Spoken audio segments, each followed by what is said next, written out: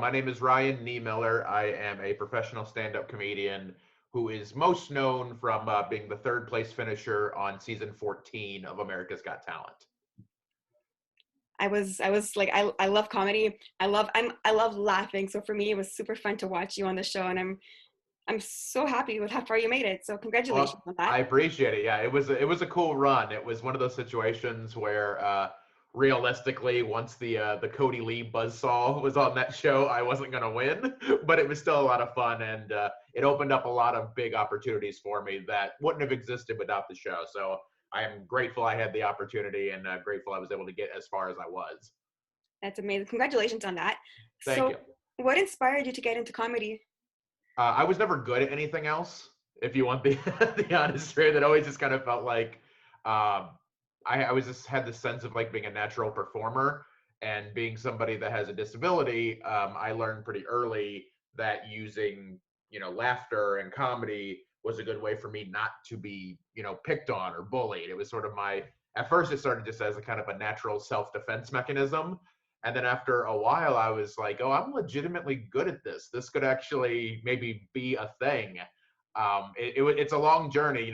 It took me, I was doing comedy over 12 years when I got on AGT. So it wasn't just, hey, this seems fun. I'm kind of funny. Let's try it out. It was definitely a long journey.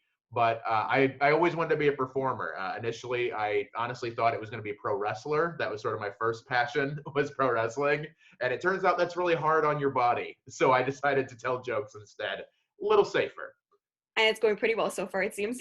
Yes, yes. I think long term I made the right decision. And this, you said this is a full-time thing for you, right? It is, yes. So yeah, I've been. I had been always working like part-time jobs and things like that up until about 6 months before I got America's Got Talent. I think kind of just all the stars aligned in the right way.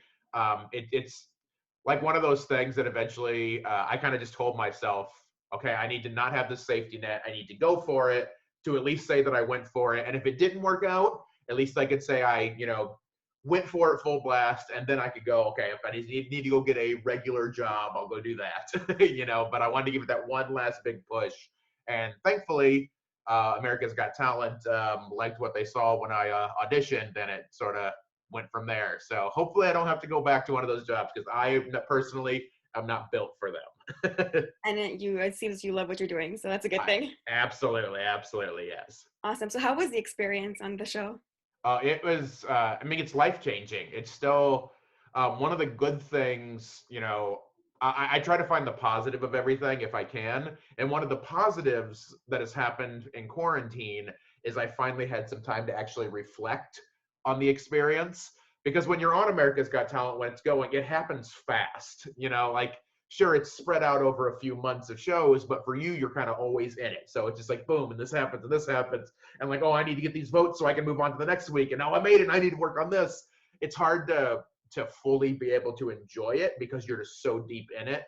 And then right after AGT ended, I went on tour immediately. So the show ended on a Wednesday. I flew home on a Thursday. I was on the road on Friday up until quarantine shut everything Wow. down. So I was like, I was having a great time, but I never really had the chance to sit back and go, wow, I did a really cool thing, So the experience was great. They absolutely changed my life. I can't say enough good things about all the producers and the staff there. They make you feel as comfortable as possible in a really crazy kind of world there.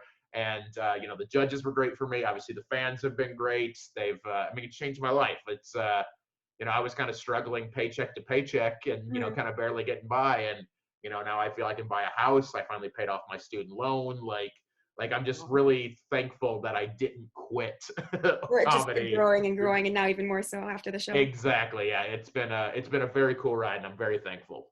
Wow. And what motivated you to go on the show? It was always something I wanted to do. I felt for me, and I know that show is not always necessarily friendly towards comedians. It's really hard to be a comedian on that show. So many people who watch it don't think that telling jokes is a talent because if you're good at telling jokes, it looks easy. You're up Yeah. there. So like some of the other acts, like you watch Be Unbeatable, who was my favorite act from my season, they look like they're doing something. You know, they're flying around, they're flipping. It's pretty clear what they're doing. I'm up there just kind of talking and telling jokes, and people don't. They look at that and they'd be like, "Well, that's easy." It's absolutely not. No, it's not. So yeah, it is And you got to a think like the material that you guys are writing and the time it takes to come up with these things. oh yeah, it's there's a joke kind of in the comedy business that it takes 15 years to become an overnight sensation. Like that's how it works. You really have to put in the time for that. And then the reason I wanted to do AGT, I mean, there's obviously other outlets for being a comedian and stuff that I want to do. Like it's a dream to be on the Tonight Show one day. But for something like that, for me personally, it would definitely be an amazing experience. But for that, you kind of go out there, you do 5 minutes, you don't really get to talk, you maybe get to go sit on the couch afterwards, and it's done. With America's Got Talent, it was important for me having a disability. The way that I was going to make this work was also to be able to tell my story. They let you kind of tell more of who you are. You get to connect as a person with the audience. And I felt for me, especially because the entertainment business is still really behind on representation of individuals with disability. Mm-hmm. So like you need those chances to talk, because for whatever reason, if you just throw out somebody with a disability, people are still like, oh, this is new, this is different, I don't know what to do with this. But AGT allowed me to kind of like not only go out there and be funny, but tell who I am and why this was important to me. And And that's what that's I love about what you did, was that you included your story and you included what you've been through. And, you know, like a lot of comedians, I noticed also that they make jokes about the past when they got bullied or when they were going through hard times. And I'm I find it super inspiring how they can come out there and tell their story years later and laugh at it, you know? it's one of those things, you know, a lot of what I joke about even during my act now, it's stuff that like maybe at the time it was very serious. It's very, you know, I'm very comfortable with having a disability now, but that was a journey. You know, it took a while to get there. I like to joke, you know, that like having a disability kind of sucks. You know, like if this was my like create a character for a video game, this is not what I would have chosen. You know, it's not what I would have picked with my skill tree there. But I've also sort of learned too that like those things happened whether you like them or not. You know, like a lot of the stuff I went through having a disability, it wasn't always great, but it happened. So I can either be upset about it and let it control me, or at this point, I can kind of turn it around and like, hey, if my story can help other people, if I can kind of make light of it a little bit to show that, you know, there is a light at the end of the tunnel, even if it is very serious stuff at the time, like you can come out on the other side. And that's sort of why I like to kind of joke about it now, because I don't want people to think that like it controls me or that it owns me. Mm-hmm. I own it, and I kind of Yeah, control the narrative on that. I feel it. Actually, I understand what you mean, because first of all, I have a very mild case, but I have Tourette syndrome. Hmm. So when I was younger, it was harder, but now we kind of joke about it, you know? And so I understand where you're coming from. And I also work at a school with special needs children. Okay. So I see, like, I understand the disabilities and the special needs and all that. So Yeah, it's the way that and it's much easier said than done. I know sometimes when I say it, it's like, oh, it's just that easy. I know I went through it. I know it's a yeah, process, but it's kind of the thing. You know, I even said this on America's Got Talent. You know, it's like just because I'm upset about it, I'm not going to wake up with arms tomorrow. You yeah, know, like that's not something like no matter how much I could be annoyed or sad about this, it's not changing. There's not going to be like a magic you wake up one morning and oh, okay, you didn't like it, so okay, we're back. My bad. Here you go. yeah, So at a certain point, you just have to go, all right, screw it. This is what it is. I can let it defeat me, or I can make the best out of it, you know? And I feel I've done a really good job of trying to make the best out of it. yeah. It's awesome. Well, congrats on all of that. It's a big step, and Thank you. it's really, it's not easy, but you've done amazing. Well, I appreciate that. Thank you so much. It means a lot.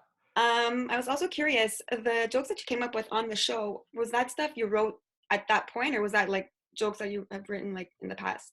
It was a combination. So for that, it's a really interesting process because you have to get everything kind of approved. They don't want there to be any surprises. So it's not that they're necessarily trying to censor you, but they also have to like they time out the show. You know, there has to be certain things. So they need to know exactly what you're doing. So you have to get that processed. And just to kind of make things work, for comedy, it's tough. You know, I was getting probably 2.5 minutes up there Yeah. each time, and that's not how comedy usually is done. You know, Nah. like I do an hour when I'm touring. You know, so Yeah, it's yeah. like I'm used to kind of telling stories, and you can kind of take your time and like work this in, and kind of you can make it sort of a longer story. But for this, they're like, nope, boom, boom, boom, get to it. Cut. Yeah. So yeah, so I was pulling things out of the archive. So it was a combination of a lot of things. So it was stuff that I was doing in my acts at the time. It was brand new stuff that I wrote based on the experience of like what was happening after AGT. Like most of my finals performance was jokes about reactions that people had seeing me after AGT. And then I was also pulling out stuff that I had done 10 years before and I hadn't really used in my act in years, but I was like, hey, this will work with this. Let's try this. So I was just there was nothing that I ruled out initially. So I was going through old And it notebooks, worked. watching old clips. I was just like, what can I do? So it was a fun challenge. It's stressful for sure. Because trying to do 2.5 minutes of really like they want a lot of like punchlines. They don't want you to like build to like a story. Like it's like gotta be boom, boom, boom. Yeah, you gotta get the best stuff for those 2.5 minutes. Oh god. Yeah, so it was stressful, but it was a fun challenge. So I was kind of whatever I could think of, that was potentially on the table to use. Tough. Yes, Good yes, job. indeed. Good job. Um, Also, as I was saying before, I know that around the world, the like what the way COVID has been affecting us has been really different. So just wondering for you guys or where you are, have you still been performing at all, or have you just been doing virtual gigs? How has that been for you? So I have been doing virtual gigs, which are I've learned to like them. They were not fun at first. Comedy is definitely a type of like performance that just works better when you can feed off of people in person. It's more naturally built that way. I've learned to like the virtual shows. It's a situation everyone's kind of got on board with it because it's what we've had. So I don't think anybody wants to do shows this way, but everyone kind of went, oh, well, at least we get something. And it's been a lot of fun, and it's just learning a new type of performance. I've got to do some in person, and I don't know how it is in Canada. Here, it's so all over the place because it's state to state. Hmm. There's no real national rule on anything. So I live in California now. There's basically no comedy happening here right now, like because you can't do any indoor performances. Some people have been doing some outdoor stuff here and there, but for the most part, it's done because you can't do anything inside. Hmm. You go to somewhere like Florida, right now you could have 100,000 people at a football stadium if you wanted to. Yeah. So it's so different, and without getting into specifics, like I don't want this to be a political thing. I don't know which one's right. Like that's the problem. Like there's pros and cons of everything.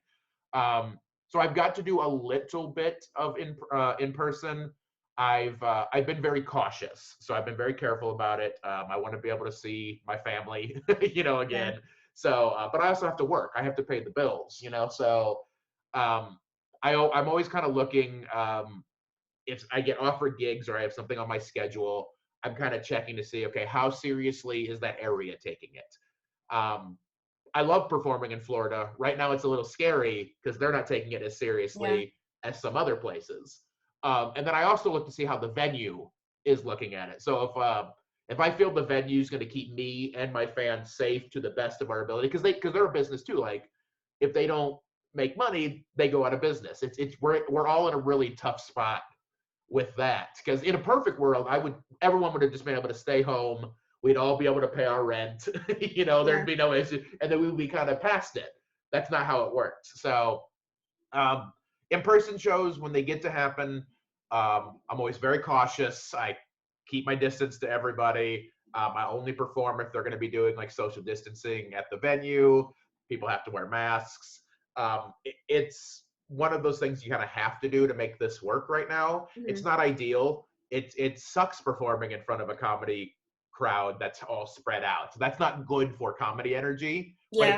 it's good for safety. So I would rather make that sacrifice so people can be safe, myself included, than oh well I want a better audience, so let's get them Mhm. together. So it's I enjoy them when I can do them. I'm hoping we're kind of getting on the other side of this. Yeah, hopefully Ki- soon. yeah, kind of the. I don't know how it is up there, but sort of the working timeline for a lot of people here is probably late summer before things will kind of start looking a little more like they used to.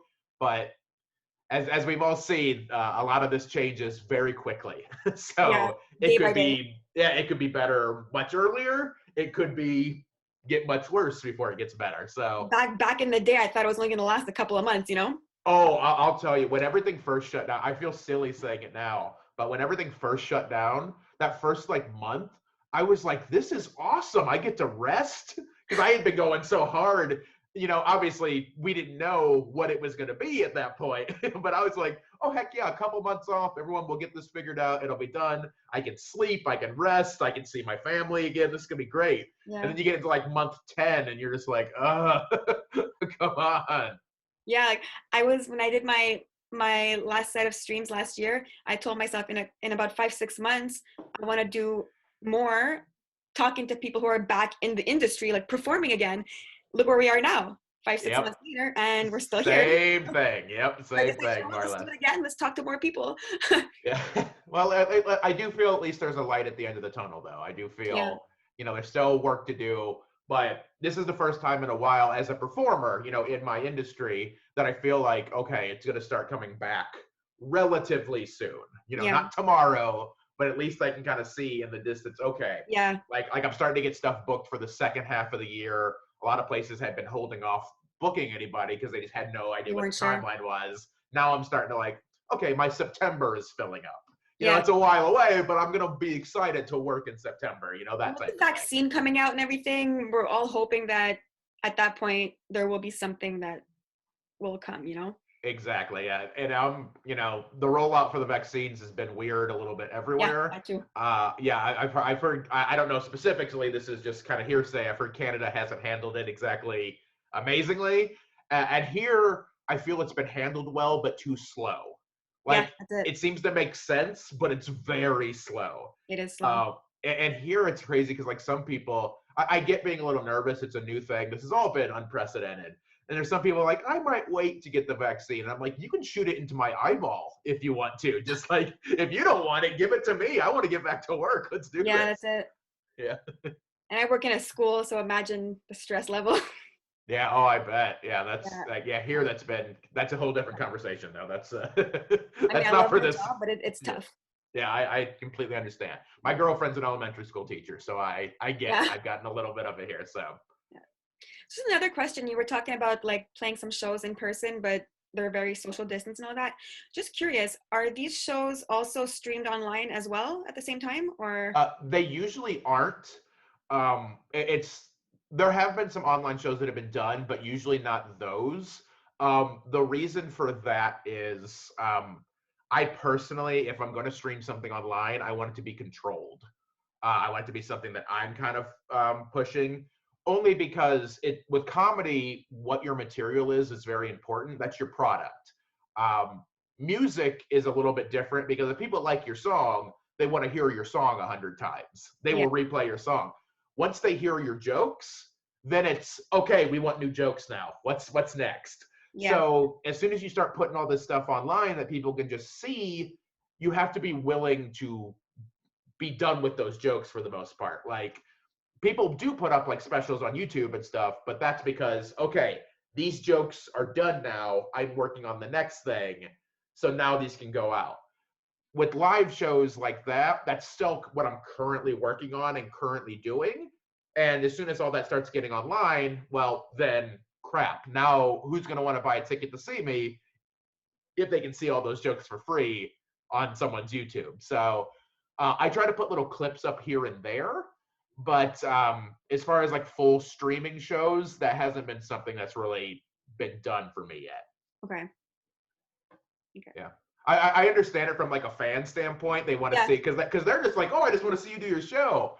But it's like, unfortunately, you can't trust everyone to not like record it and then repost it and then it just gets out. And then as an artist, you're kind of like, well, I guess that's done now. Yeah. Like I totally get it from your standpoint, but hopefully that can shed the light a little bit on why we're not always like super excited to do that every time.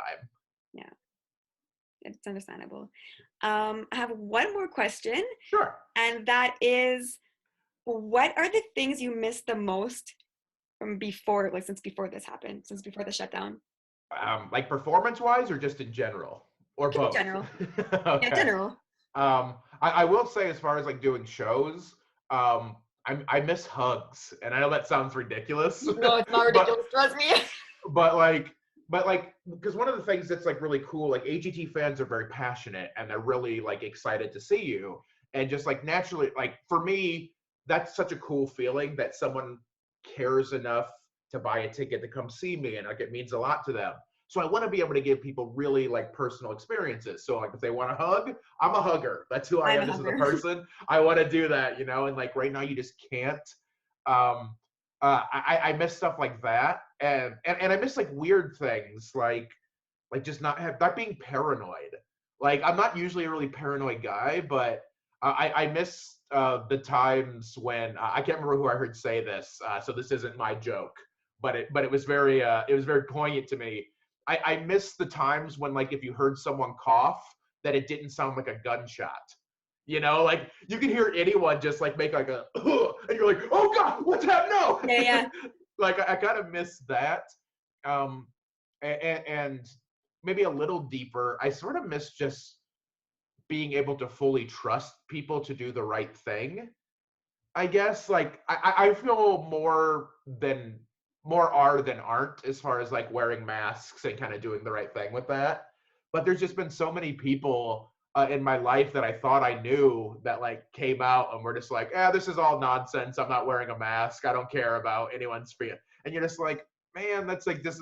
I hope we can get back to a point where we feel like we can like trust everyone Yeah. as opposed to distrust them at first before we trust them. I kind of miss that a little bit. Yeah. Yeah, I totally understand that.